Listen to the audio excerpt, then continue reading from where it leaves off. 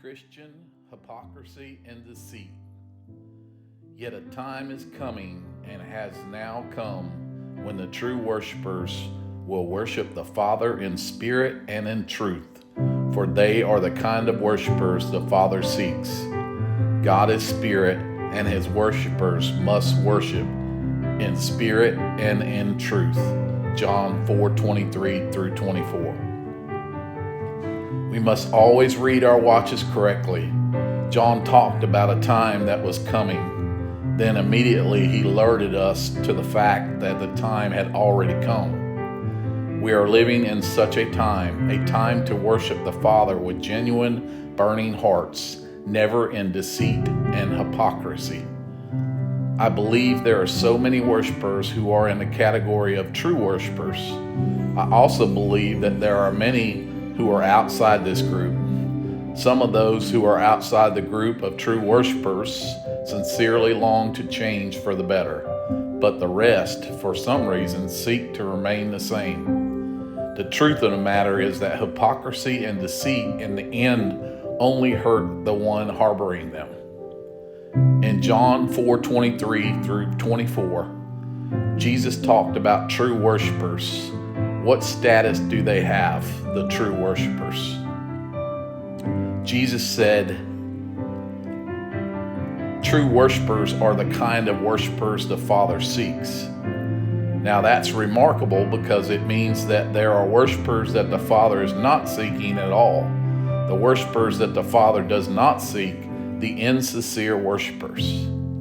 With regard to these, the Lord expects nothing but a complete U-turn. We need to be in the right group. We need to always live right with God and fellow human beings. We need to be the kind of worshipers that the Father seeks. Otherwise, we would be a hopeless lot. Are you the kind of worshiper that the Father seeks? Am I the kind of worshiper that the Father seeks? These are pertinent questions that we should constantly be asking ourselves. The Bible says, examine yourselves, test yourselves. 2 Corinthians 13:5. Every worshiper, you and me, needs to do this always. There are two basic kinds of hypocrisies. There are two basic kinds of hypocrites found in the church. The first group comprises of non-Christians who attend church and pretend to be Christians. This is an obvious group. It pretends to attend church for God's sake when actually it has other motives for doing so. This even applies to some leaders of church assemblies. The second group comprises Christians who are hypocritical with regard to some areas of their lives. We need to build up each other in love. That is the will of God. There absolutely is no room for condemnation. I do not intend to condemn anybody by writing this. Instead, I write to the end that somebody reading this article may be transformed or built up by it.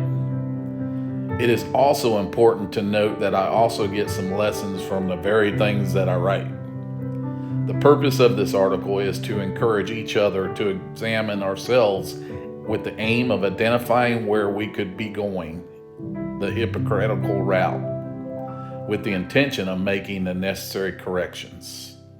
The hypocritical route is not an esteemed route, so we are all discouraged from continuing to follow it. The Bible has much to say about hypocrisy. We should study it for guidance on this matter. Although I focus on hypocrisy and deceit in the church, there's a lot of it outside the church. There's hypocrisy in world politics, in business, in charity work, in families, etc.